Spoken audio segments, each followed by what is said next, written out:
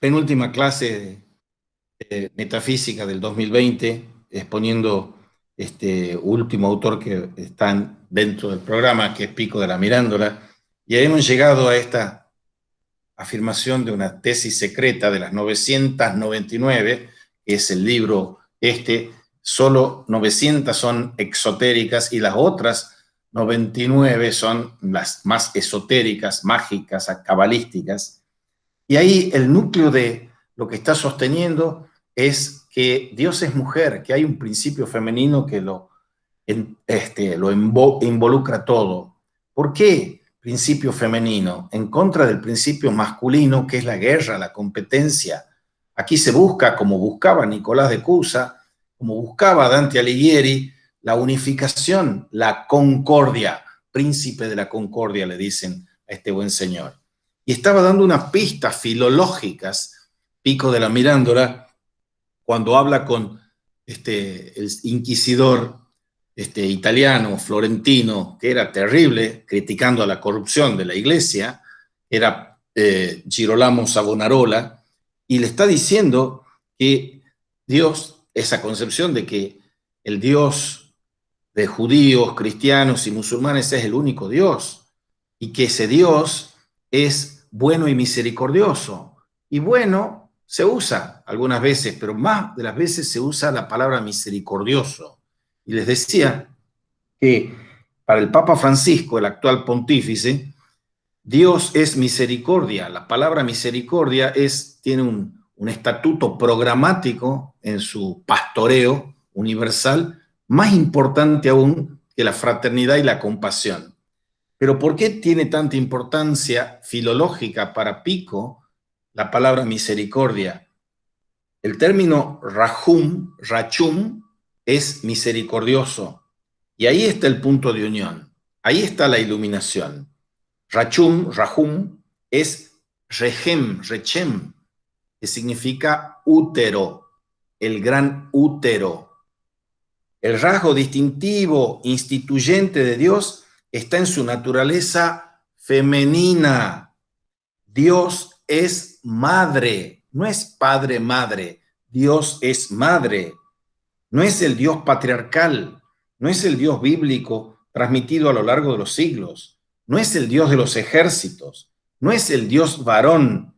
Dios era madre, Dios era diosa. Se comprenden así las terribles razones que llevaron a la creadora del mundo, no al creador, a la madre, a perderse en la memoria, sustituida por la llegada del Padre, de las tinieblas, de la guerra, de los castigos y de la muerte eterna. No es que es un juego, es que como si fuese un juego de suma cero. O es padre o es madre, no es padre, porque la madre es la paz, el padre es la guerra. Y esto lleva a lo que él viene hablando de Jesús, Santa María, Mater Dei, Madre de Dios. Jesús es nacido de María. María es Madre de Dios, Mater Dei. Y eso está en las oraciones que se siguen rezando hasta el día de hoy. Santa María, Madre de Dios, ora por nosotros pecadores, ahora y en la hora de nuestra muerte. No es Madre de Cristo, es Madre de Dios. No es la Teotokos, Madre de Dios. Por eso es la creadora. Y eso viene de sus estudios de la magia, del judaísmo, de la cábala, de su maestro, que era un averroísta aristotélico de Padua, Elía de Médigo. Primero vienen las 900 tesis para abrir las mentes al concepto de la unicidad del Ser Supremo. Pero hace falta, y por eso son las otras, y son el libro secreto que los guardianes se lo van pasando de siglo hasta llegar a nuestros días, hasta el siglo XX, los guardianes del libro, en el cual la mujer recuperaría el papel que le correspondía desde la noche de los tiempos. Bien, La misericordia y la verdad se encontrarán, la justicia y la paz se besarán. La misericordia y la verdad, la aletheia, la emuná en hebreo, la confianza, la fe, la misericordia que es propia de la esperanza, porque eso es lo escatológico, la misericordia y la verdad, que es lo propio de la fe. Veíamos el libro del Génesis, principio fraternidad, los libros evangélicos, principio amor compasivo, y el Apocalipsis y la escatología, el último fin, que es la esperanza, principio misericordia. Y eso está en el Salmo 85. Y eso lo está diciendo él en un diálogo con un personaje central, que es Eucharius Frank, que es un judío alemán que va a terminar editando las 900 tesis. Y entonces en ese diálogo, que saben de lo explosivo, porque son el editor, el imprentero era un tipo sumamente culto y religioso, y dice, decidme, conde, dejadme solo los ruego, no merezco siquiera que me habléis. Después de vuestra última visita, yo he tenido miedo y he cometido de nuevo el pecado de Judas. Y Pico le dice, Judas era un buen hombre. Estamos al inicio de una guerra, Eucharius. Yo querría evitarla. No sé si conseguiré llevar la luz antes de que las tinieblas lo oscurezcan todo. Gracias, Eucharius. Recuerda, sin Judas, que sería él, este judío, Jesucristo nunca habría sido reconocido como hijo de Dios. Yo lo he pensado justo cuando os traicionaba, pero ¿usted qué pretende hacer? La próxima vez, Eucharius, aún no ha llegado mi hora, espero, me voy. Shalom, Eucharius. La misericordia y la verdad se encontrarán, la justicia y la paz se besarán. Shalom también a vos, le dice el imprenteros. Bien, vamos un poquito más adelante.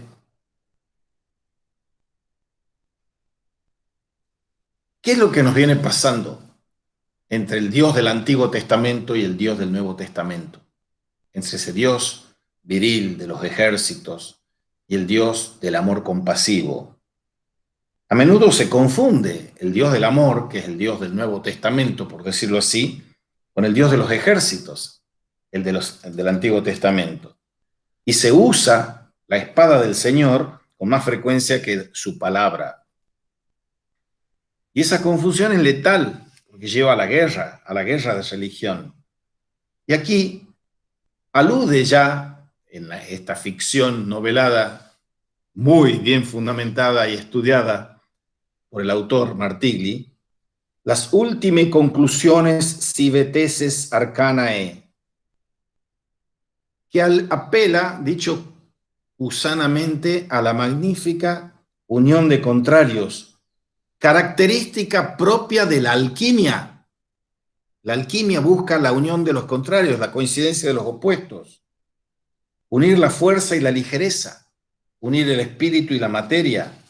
Eso viene de la tradición de Hermes Trimegisto, el Corpus Hermeticum, que incide también sobre el neoplatonismo, por cierto, y que va a terminar incidiendo también en Marsilio Ficino, amigo y tutor y mentor de Pico de la Mirándola, o en el alquimista Nicolás Flamel, que había conseguido descubrir el misterio de la piedra filosofal. Ahora, vayamos a Roma, 1 de enero de 1487, y aquí está un capítulo que es central y que es realmente sorprendente, por lo menos a mí me sorprendió muchísimo ver este diálogo entre Cristóforo, el que porta a Cristo significa Cristóforo Colombo, la paloma que porta a Cristo, eso es la concepción de la Trinidad in nuce, Cristóforo que le pide audiencia a su santidad, al Papa, Inocencio VIII, que es su padre. Entonces, le va a hacer un pedido. Cristóforo ya estaba con sus proyectos extraordinarios y él dice, lo hace pasar al hijo, dice, adelante, hijo mío, padre, vuestra bendición. Responde obsequioso Cristóforo, cuentas con todas mis bendiciones, hijo, pero dime, ¿qué noticias me traes? Estas, padre. Cristóforo abre una carpeta de cuero de la que extrajo el manuscrito del conde de la Mirándola. El papa lo miró con avidez, pero inmediatamente puso un gesto al mismo tiempo hosco y decepcionado. Pero aún está cerrado. Y él le dice, sí, está cerrado. No le dice si lo ha leído o no lo ha leído, pero lo que hay ahí es esto que va a asignar la relación y va a perpetuar la concepción patriarcalista y machista de la Iglesia Católica porque no triunfó lo que estaba señalando Pico de la Mirándola. Inocencio, frente a este chantaje, porque Cristóforo sabía lo polémica que era la posición de Pico de la Mirándola para el papado, porque era una bomba de tiempo que iba a hacer saltar por el aire a los cardenales, al papa, a los obispos, a todos los que estaban asentados en una concepción mucho más cercana al Dios de los ejércitos, de la espada, del oro, que del Evangelio. Inocencio, frente al chantaje de su hijo, y dice, ¿pero qué querés? Yo quiero que me haga una carta de recomendación, le dice. Se pone de rodillas, le deja el manuscrito en el suelo y se pone a rezar.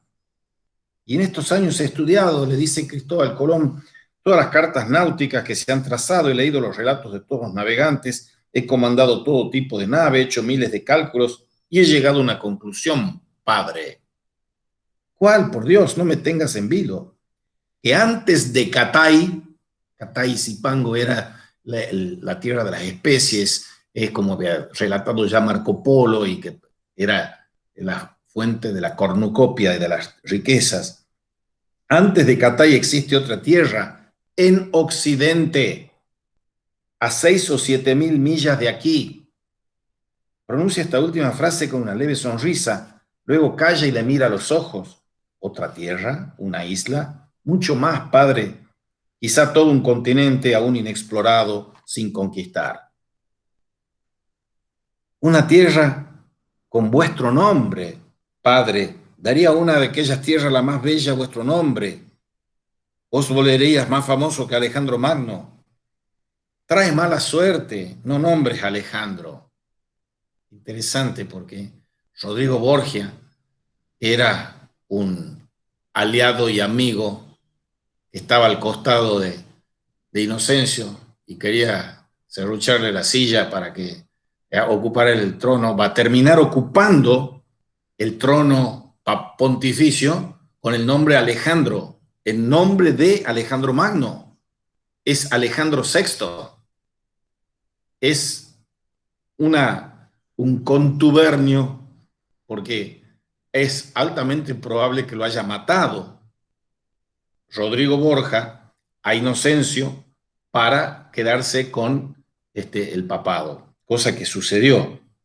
Pero lo más jugoso de esta intriga y de esta trama está en que la victoria que obtiene ahí Cristóforo Colombo. Cuando el Papa, que es su padre, ve que lo único que le pedía era que le mande las cartas de recomendación a todos los príncipes católicos y reyes católicos para que apoyen su empresa, y a uno que es un banquero famoso, que es Jacobo Fugger.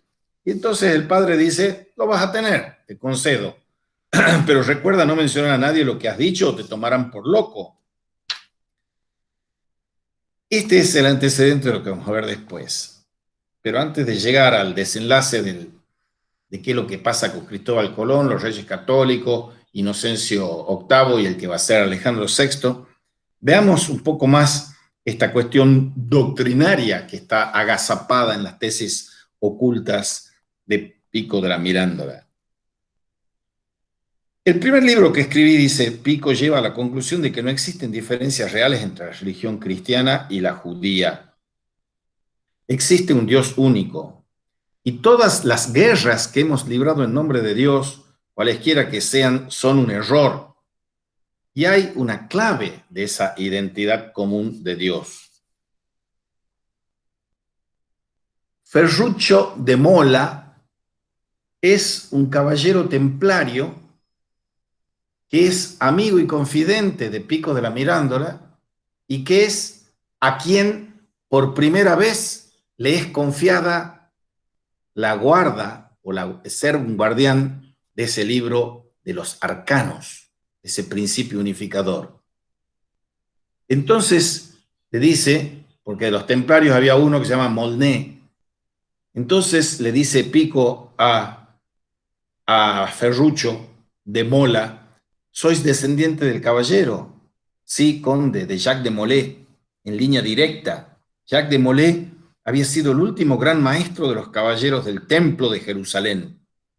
Son una figura clave para este principio materno y fraterno. Busquen en el Google, en Wikipedia, sobre los templarios y van a ver el principio y el fin. O vean la película Resurrection, la serie esa que es larguísima, de los turcos combatiendo con los templarios, y van a ver otra imagen. O sea, como todas las cosas en la historia, las complejidades de las causas son así. Pero estamos aquí en el nudo del primer guardián, que es Ferruccio de Mola, que es descendiente del templario aquel. Ahora, vayamos a la cuestión de la Madre de Dios.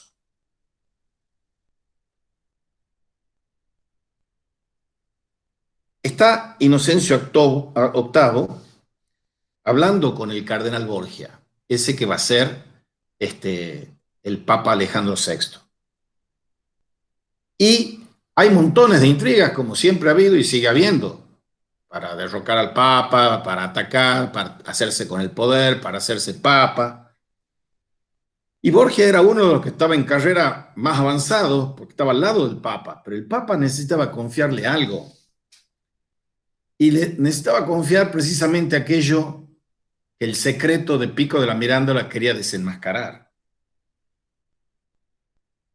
El cardenal Borgia mira durante un largo rato a los ojos de su rival, el hombre que años atrás le había privado de la cátedra de Pedro, a pesar de todas sus maniobras. Inocencio le virló el puesto, digamos. Busca en la mirada de Inocencio VIII el brillo de un engaño, pero este no mostró ningún punto débil. Entonces, ¿estamos de acuerdo? Estoy dispuesto a escucharos, le dice Borgia. Deo gratias, exclamó el Papa. Por un momento he temido vuestra negativa, pero somos demasiado parecidos, vos y yo, y contaba con que me escucharíais. Empecemos desde lejos. Vos lo sabéis todo sobre el concilio de Éfeso, supongo, ¿no es cierto? Sé lo que he estudiado. Sé que se debatió la naturaleza de María, que se le atribuyó la calificación de Theotokos, Madre de Dios, contra la tesis nestoriana de Nestorio, que quería que fuera Cristotokos, la Madre de Cristo. Y el Papa le contesta: Nestorio se equivocaba, pero ni él mismo sabía cuánto. No le desagradó que estaba a punto de compartir con el Borgia el secreto que desde hacía más de 1000 años pasaba de papa en papa, el secreto que guardaban los papas durante 1000 años. Ahí se debatió sobre la iglesia que Pablo había reformado, sobre su poder aún incierto y con dificultades para afirmarse. Roma estaba en decadencia, mientras Constantinopla era cada vez más rica. La verdad procedía de Oriente. ¿Comprendéis, Rodrigo?, le dice el Papa a Borgia. Un nuevo orden basado en el hecho de que el Dios que hasta aquel momento había adorado y sobre el que se había fundado la iglesia de Pedro era falso.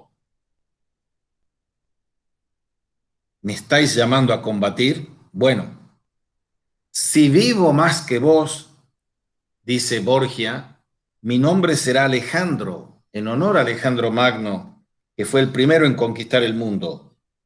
Este es nuestro secreto, el sello sacro de la Santa Iglesia Romana.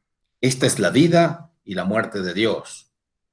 Las manos de Rodrigo Borgia temblaron ligeramente cuando abrió las primeras páginas, escritas en un latín clásico que para él no tenía secretos, y en las que se explicaban los motivos por los que se había convocado el concilio de Éfeso. Fíjense el rastreo de la tesis. En la época del sello, del sacro sigilium, sacro sello romano de la Iglesia, ¿qué ciudad mejor, sede del culto de Artemisa Diana, la gran madre de Anatolia, podía escogerse para proclamar la falsedad de los viejos cultos? Está precisamente cerca de la Basílica Conciliar, se colocó una antigua estatua de la diosa Polimasta, es decir, de numerosas mamas, con la que se quería señalar que ella, la gran madre, alimentaba con su leche a toda la humanidad. El emperador Teodosio abrió el concilio con la frase de Cristo extraída del Evangelio de Tomás: quien insulte al Padre será perdonado, y quien insulte al Hijo será perdonado, pero quien insulte a la Madre no será perdonado, ni en la tierra ni en el cielo. Celestino I, el Papa del Concilio, no se atrevió a poner nada de esto por escrito, de esto de insultar a la Madre, pero Sixto III, su sucesor, quiso alertar a sus sucesores contando lo que había sucedido realmente durante el concilio y vaticinando la ruina de la Iglesia si alguien cedía a las lisonjas o a las amenazas procedentes de Oriente. Y si alguien hubiera querido aliarse precisamente con los emperadores de Oriente, no le convenía a nadie. En Roma, quiero decir, el imperio de Occidente estaba en sus últimos estertores y cualquier alianza con Oriente enseguida habría privado de poder a la Iglesia romana. La única posibilidad de supervivencia en mantener el culto en Roma y, llegado el caso, buscar alianzas con los nuevos invasores. Por eso se creó también el mito de la donación de Constantino. Gran invento, que el emperador Constantino hizo universal, o sea, católico, al cristianismo, que desde entonces iba a ser católico, por un invento, un texto apócrifo. Eso fue denunciado por Lorenzo Valla antes de Pico de la Mirándola, que ese era un invento, el invento de ese establishment eclesial. ¿Qué queréis decir con esto? Inocencio VIII suspiró y abrió los brazos. Y la adoración de Constantino, en la que se basa nuestra posición, el poder de Roma, es una mentira. Sin esa mentira, que inventó la donación que justifica el nacimiento de nuestro Estado, el Estado de la Iglesia, no existiría nuestro Estado, no existiríamos nosotros, Rodrigo. La Iglesia no tendría ni riquezas, ni territorios, ni ningún poder sobre reyes y emperadores. La gran mentira de la donación constantiniana a la Iglesia, para que de ese grupúsculo que era una secta judía, que empezaba recién en el siglo IV a llamarse cristiano, porque en el 1, 2 y 3 no, porque se estaba gestando, y ahí es cuando llega una vinculación de esa Theotokos, Madre de Dios, con Pico de la Mirándola. Empiezo a entender muchas de las cosas que me habéis insinuado antes, dijo en voz baja el cardenal Borgia. Sigue adelante, sabrás muchas más, le contesta el Papa. Luego, cuando leas lo que ha escrito el conde de la Mirándola, lo entenderás aún mejor. ¿Qué tiene que ver Mirándola con esto? No os referiréis a las 900 tesis. Inocencio sonrió. Efectivamente, Borgia no podía saber, pero su sonrisa se hizo aún más grande cuando se lo imaginó inmerso en la lectura de las otras tesis. Después bajó los ojos y unió las manos en forma de copa. La verdad asomaba peligrosamente por la culpa de un hombre o de una idea.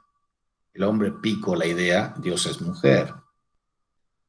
Borgia subrayaba con un dedo las apasionadas anotaciones de Silvestre II, el papa que conocía y practicaba la magia más que ningún otro.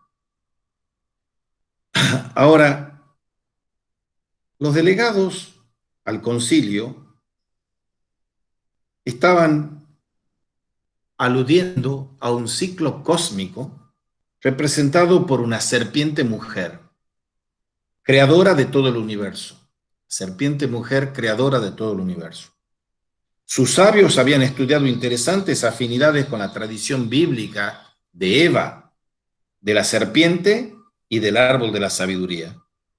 Y quedó estupefacto ante el número de estudiosos judíos, Pico, que se habían dirigido a Roma con la esperanza de encontrar respaldo a sus tesis sobre el culto a la diosa madre, en la que encontraban grandes afinidades con María, la madre de Dios, y toda la cultura popular judía y los testimonios de los más antiguos hallazgos proclamaban la existencia y la supremacía de la diosa madre. Y las últimas notas de interés anotadas por el Papa y que estaba leyendo Borgia hacían referencia a la lucha secreta contra el poder de la Orden de los Caballeros de Jerusalén, los templarios, por parte de Clemente V, la revelación de la verdadera esencia del Santo Grial, la conciencia de que todo venía de un principio femenino. ¿Realmente tienen esas pruebas los caballeros templarios? Pregunta. Quizás sí o quizás no.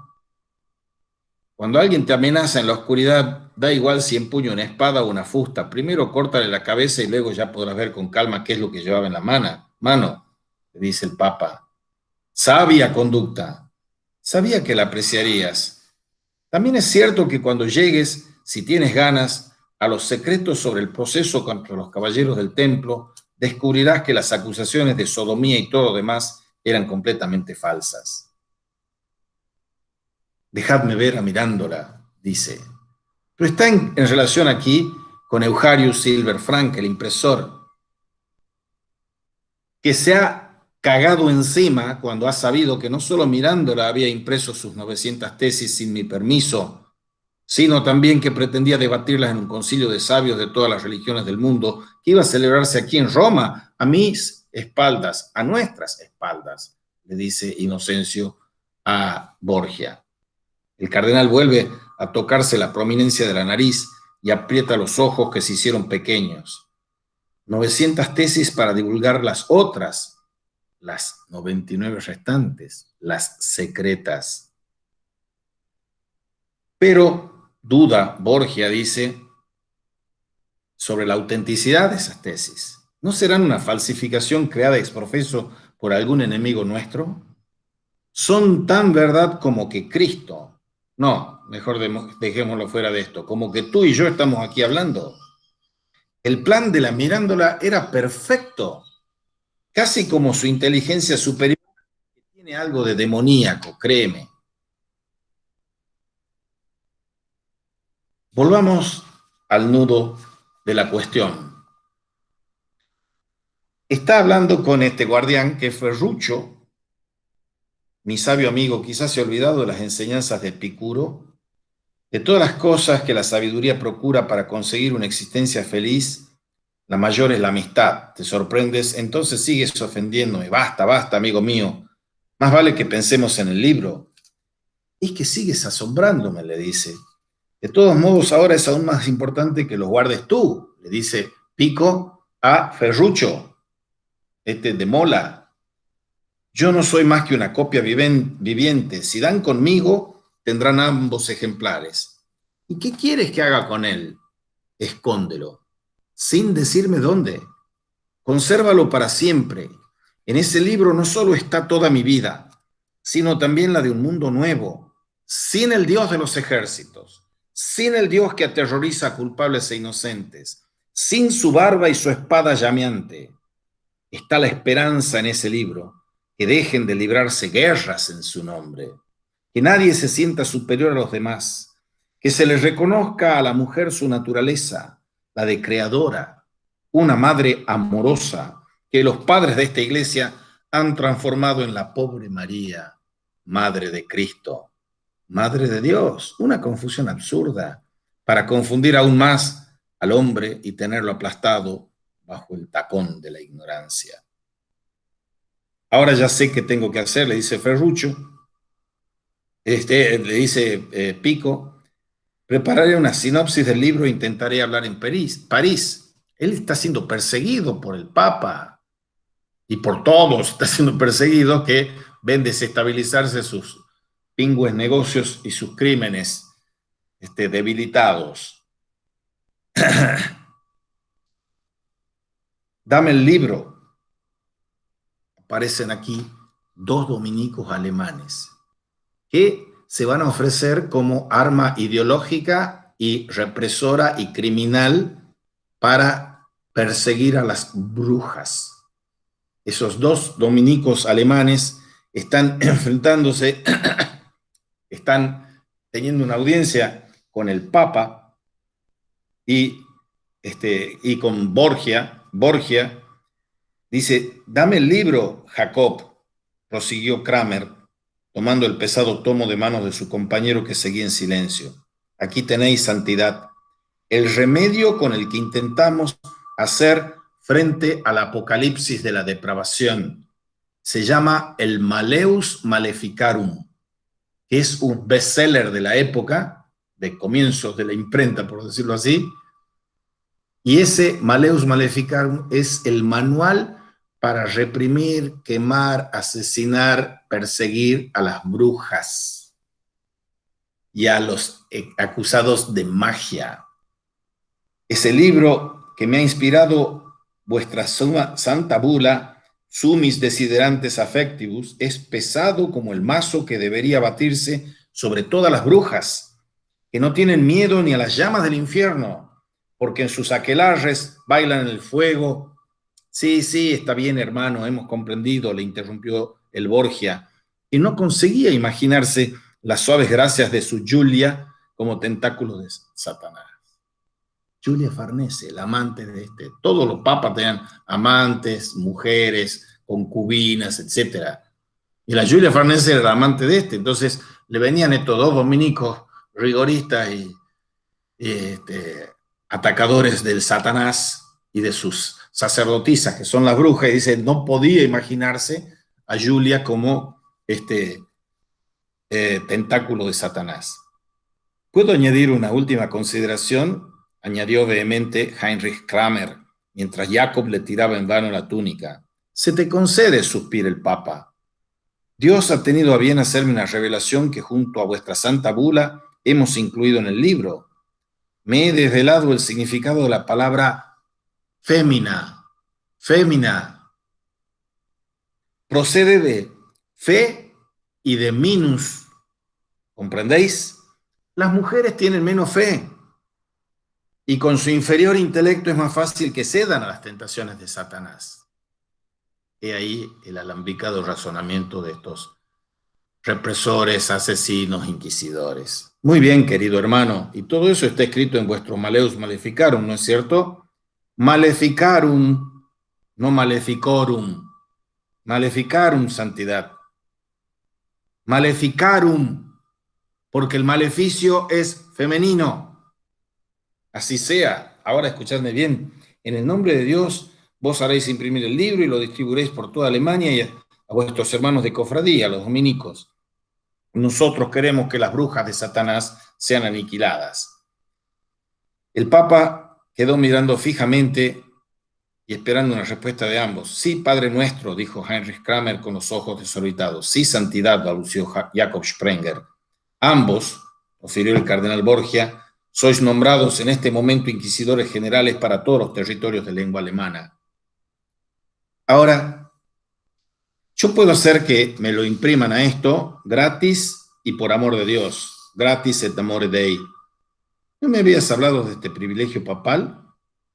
No bromeo. Hay un impresor que me estará agradecido por no haberle metido en el calabozo, a él y a toda su familia. Una deuda considerable. ¿De quién se trata? De un judío. El cardenal Borgia miró a Inocencio con el ceño fruncido. Ningún problema, es un convertido, o al menos así se profesa. Es Eucharius Silver Frank, el impresor de las 900 tesis de Pico. Y es él quien ha impreso las tesis de Mirándola, sin mi aprobación. Con tal de ahorrar, serías capaz de hacerle imprimir el Maleus Maleficarum a una bruja y a su demonio, dice. Bien, avanzada así la cuestión, volvamos un poquito a Lugano. Lugano es una bella ciudad suiza y estamos en el 18 de octubre de 1938. Sigue apareciendo el libro aquí como el objeto talismánico y tabuizado. La funda de piel negra envolvía el manuscrito que Giovanni Pico, conde de la Mirandola, había confiado casi 500 años antes a un antepasado suyo. Este es un Mola del siglo XX y el antepasado era el Ferruccio de Mola, que era el amigo de a quien le encomendó ser el guardián primero, Pico. Escondido entre miles de otros volúmenes, tras las paredes de un sótano, dentro de una caja de plomo, confiado a abades que nada sabían durante las guerras del siglo de las luces, el 18, y por fin, guardado en las cajas fuertes de los banqueros más ilustres, los Rothschild, los Nathan, los Milius, los Lombard, los Pictet, en Inglaterra, en Francia, en Alemania, pero también los Guio en Italia e incluso los Camondo en Turquía, habían protegido las últimas conclusiones Sive Tesis Arcanae y Jesus Christus, las 91 tesis secretas, escondiéndolas a los ojos del mundo, mientras las otras 900 se difundían, suscitando un interés variable entre filósofos y teólogos. Estamos con los nazis. De Mola se gira de pronto, por el rabillo del ojo ve una gran sombra, se queda inmóvil, pero el único ruido que percibe fue el tranquilizador zumbido de la reja eléctrica. Un instante más tarde, un dolor seco en la base del cráneo le sumerge en la oscuridad. Un hombre con el pelo negro, peinado con brillantina y con las manos estropeadas por una precoz psoriasis, lo sostuvo por las axilas, evitando así que cayera, y lo dejó suavemente en el suelo. Dos golpes leves llamaron la atención del empleado, que se levantó rápidamente de su puesto. No estaba acostumbrado a escenas de aquel tipo, pero tragó saliva. «Schnell», rápido, le dijo el hombre en un murmullo. «Keine Furcht, ich habe ihn nicht getötet». No tengan miedo, yo no lo he matado. Él ya se había dado cuenta de que no lo había matado, pero aquello no impedía que tuviera miedo. «Sind Sie bereit?», porque está sentándolo a De Mola. «Sind Sie bereit?», ¿está usted listo? «Ja, Herr Zugel», estoy listo, susurró el empleado. «Sí, señor Zugel, estoy listo». «Quieto», dijo Zugel en perfecto italiano, «o lo mato y luego nos vemos las caras nosotros dos». Toma la pistola con dos dedos de la mano izquierda y dice: «Déjala en el suelo, ahora», porque el guardia había echado mano a la pistola. Zugel apuntó la pistola contra la sien del empleado. El guardia, tras un momento de vacilación, hizo lo que se le había ordenado. «Acércame la pistola en la patada y aléjate». Las órdenes de Zugel eran tranquilas, precisas. El guardia entendió que se enfrentaba a un profesional. Zugel se inclinó para recoger el arma mientras presionaba el cañón del silenciador contra el trasero del empleado. Luego, como había acordado, le golpeó en la cabeza con la culata de la pistola. «Ahora acompáñame a la salida.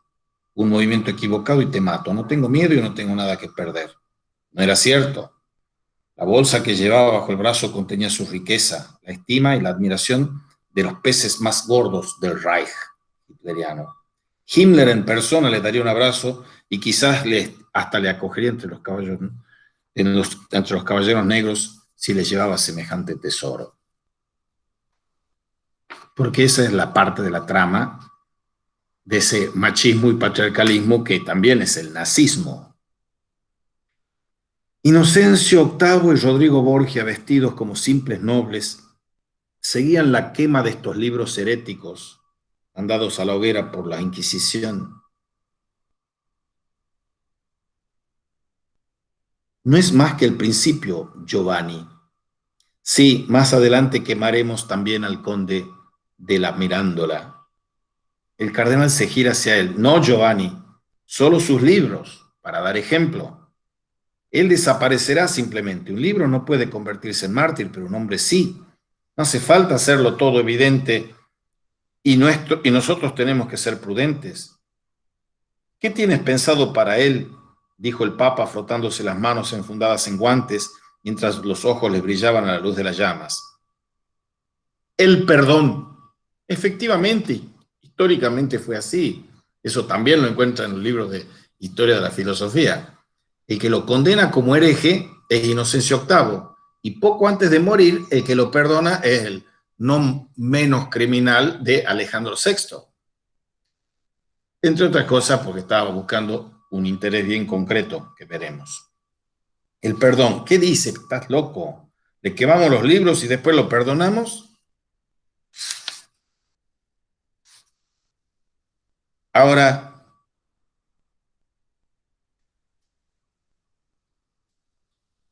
vayamos a Florencia, domingo 18 de marzo de 1487.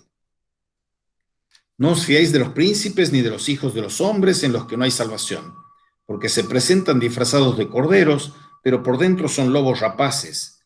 Cuidado, pecadores. El sermón llegaba a su fin, pero el fraile Girolamo Savonarola se había reservado una última flecha incendiaria como era habitual en él. Hizo una pausa para que sus últimas palabras sonaran aún más vehementes. Y tú, Roma, eres la forja de todo tipo de pecado. Lujuria, sodomía y simonía son tus hijas. Estás destinada a ser fustigada sin piedad y renovada. En un mes será Pascua.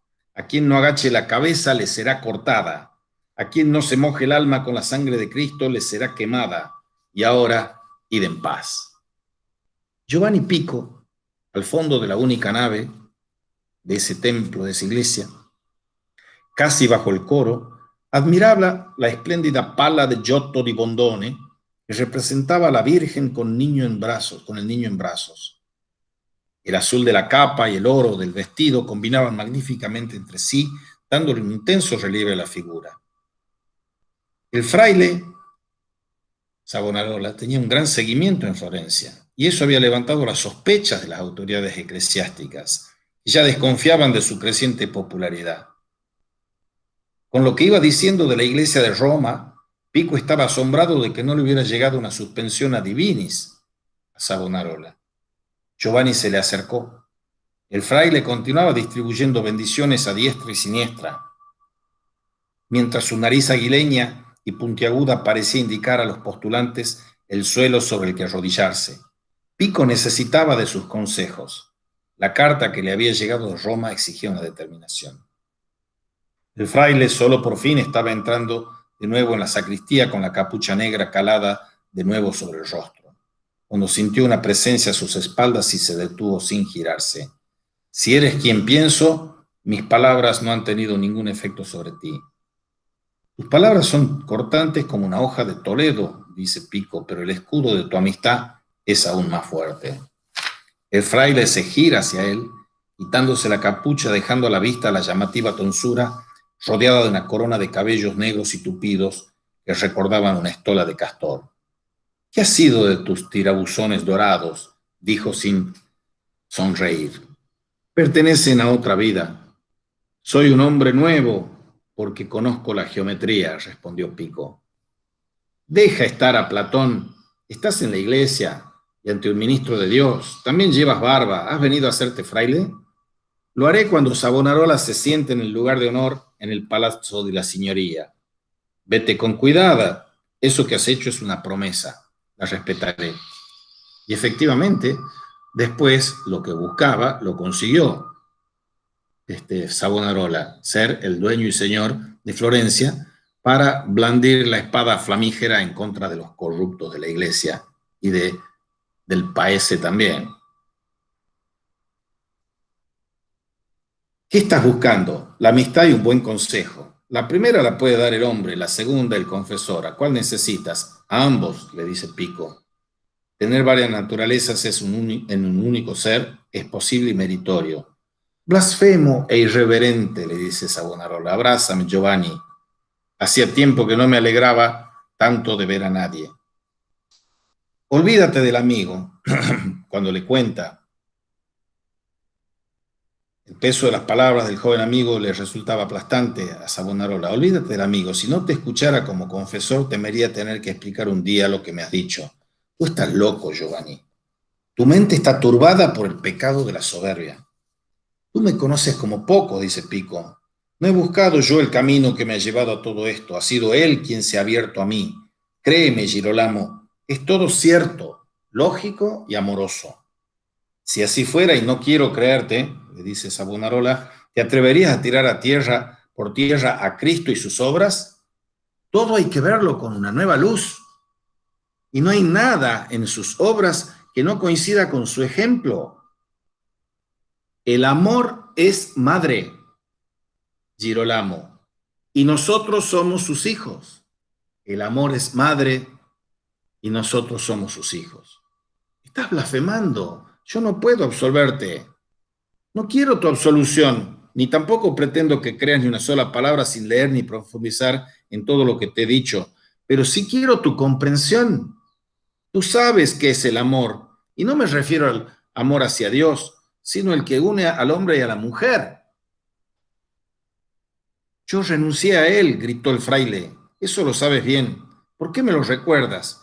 Desde ese momento solo pienso en Dios y en la traición de la iglesia, dice Pico. Esa es otra historia. Vete, Giovanni, si no, ¿qué quieres de mí? El sabio consejo de un amigo, solo eso. Será el último, Giovanni.